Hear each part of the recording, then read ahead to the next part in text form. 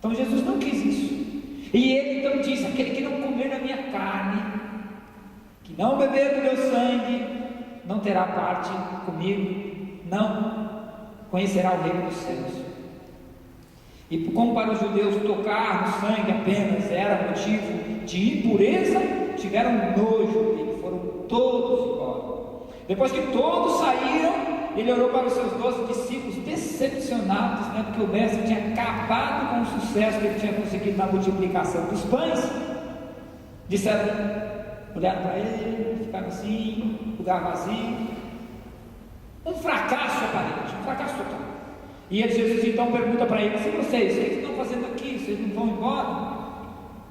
Aí eles dizem: para onde iremos nós, se só tu tens? Eles entenderam que o reinado de Jesus, diferente da multidão, ora, quem somos nós hoje dentro da igreja? Talvez um povo minúsculo, como está escrito no Limiar da Esperança, aquele livro que foi escrito por um jornalista sobre a vida de João Paulo II. O jornalista perguntou para ele assim: Sua Santidade, o senhor não se preocupa pelo fato da igreja estar diminuindo, perdendo membros a cada ano, principalmente para as seitas protestantes? Ele diz: não me preocupo, porque está escrito na palavra de Deus: não tema, pequenino rebanho, porque foi do agrado de Deus dar o seu reino. Citando uma palavra de Isaías. Quem somos nós hoje para tentarmos aprovar leis, como nós vimos no Congresso, o nosso Supremo Tribunal Federal aprovando a lei para a manipulação genética dos embriões com finalidades que nós ainda não sabemos quais são? Na verdade, quantos mistérios ainda envolvem essas pesquisas? Não se pode nem sequer dizer que uma única pessoa ainda irá de fato se beneficiar disso, mas uma coisa imediatamente vai acontecer: a promoção de muita gente, e há um custo humano elevadíssimo, que diz, o ministro diz, nós seremos sempre pela vida, querendo dizer e dizendo: a igreja não é pela vida. Ora, se a igreja não é pela vida, quem é pela vida? E graças a Deus, a igreja é essa voz, um pouco solitária, como aquela voz no deserto de João Batista. Eu sou uma voz do deserto, no meio do uivado dos ventos e dos animais. Eu sou uma voz do deserto. Aplainai os caminhos do Senhor.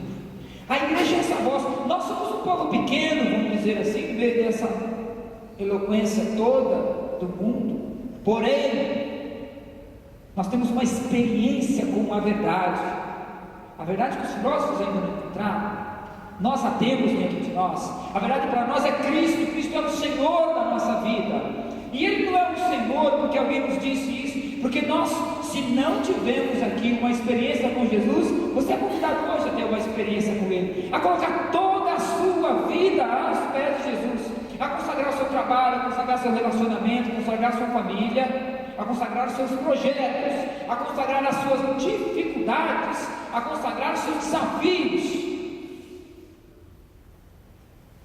para fazer a experiência concreta de Jesus. Jesus está na minha cabeça, Silvio, Jesus está aqui. Eu tenho uma certa lógica para acreditar em Jesus. A lógica que eu trouxe da minha catequese, de quando eu era criancinha, a lógica das experiências que eu fiz, de ter optado muitas vezes por um caminho diferente do dele, ter quebrado a minha carinha. Mas eu tenho muito mais do que essa lógica. Eu tenho uma referência ontológica, uma experiência que eu tive com Jesus. Eu digo uma, porque tem sempre aquele momento em que a gente é surpreendido por Ele, né? Mas quantas outras coisas maravilhosas Deus foi fazendo na minha vida durante todo o tempo e até hoje. Ora, quem é que pode tirar isso de mim? Nem mesmo eu. Eu costumo dizer que se um dia eu quiser negar Jesus, eu não tenho muita dificuldade.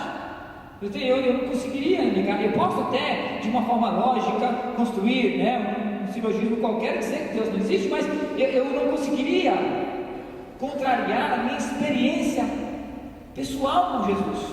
Alguém aqui já teve uma experiência pessoal com Jesus? Então você sabe do que eu estou falando. E por que eu digo isso? Porque eu já tive uma vez, e muitas vezes, dentro de um centro espírita, buscando soluções para a minha vida, tomando banho de ervas, consultando guias, e esperando que minha casa mudasse, esperando que a minha família tivesse progresso. E eu vi até onde eu cheguei. E a experiência que eu tive com Jesus não é do ponto de vista do resultado, mas do ponto de vista daquela percepção que se tem de Cristo. Porque Cristo não, como eu disse, não me violentou. Cristo não me ofereceu nada. Ele me deu tudo, mas Ele não me ofereceu nada. Eu não fui até Jesus e fiz uma promessa, porque se você me der isso, isso e isso, eu estarei aqui aos seus pés. Muito pelo contrário, eu disse para as pessoas que tentaram me evangelizar: eu não acredito nisso. Ora, mas por que você não acredita? Não acredito que minha mãe rezava o texto comigo dentro de casa quando eu nasci. Eu não acredito porque eu frequentei todos os grupos de jovens que eu pude na igreja antes de fazer o meu catecismo, depois de 4 tentativas, 4 anos, quase uma faculdade. Eu não acredito porque eu deixei de ir na igreja há muito tempo e nada mudou na minha vida. Eu não acredito. Então você tem que conhecer a renovação carismática, o batismo do Espírito Santo. Eu não tenho por que fazer isso. Até o dia que me levaram. Não foi suficiente para mim aquela primeira experiência. Assim, não foi o grande momento, foi o momento da graça. Mas eu continuei fazendo outras opções, outras escolhas. Foi quando eu, uma vez interpelado mesmo pelo Senhor, através dos irmãos, eu disse para Deus com toda a sinceridade que eu sempre tive no coração: olha, Senhor, se você existe mesmo, você vai ter que ter muita paciência comigo, porque eu tenho namorada, eu gosto, não vou deixar minha namorada. Eu gosto de ir no estádio de futebol, assistir meu time no domingo, quando é o grupo de jovens, e eu não vou deixar de fazer isso. Eu trabalho, inclusive, nos fins de semana para sobreviver, não vou deixar de fazer isso. Eu gosto de sair com os meus amigos para tomar cerveja no fim de semana e chegar no outro dia de manhã cedo. Como é que eu vou te seguir? De certa forma, então vamos ficar assim. O Senhor me convença e muda a minha vida naquilo que o Senhor achar que deve mudar. Se isso acontecer, de fato eu estarei nos seus braços. Eu não sabia com quem eu estava falando. Eu não sabia que com tanta arrogância assim, onde eu ia parar. Eu só sei que Deus me tirou meu trabalho, me tirou meus namorados, me tirou meus amigos, me tirou tudo, eu me vi sem nada.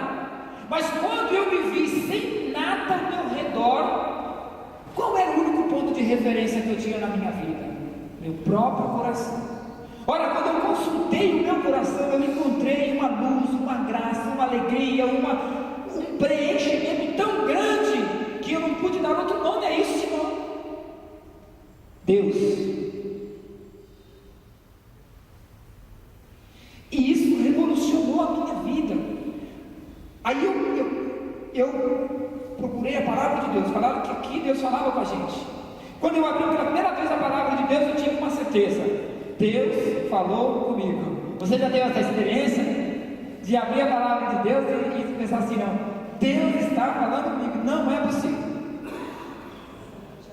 Eu perguntei para Deus assim: olha só o diabo, o que o Senhor quer de mim? Afinal de contas, o que você quer de mim? E disse que perguntava, abria a Bíblia e Deus falava.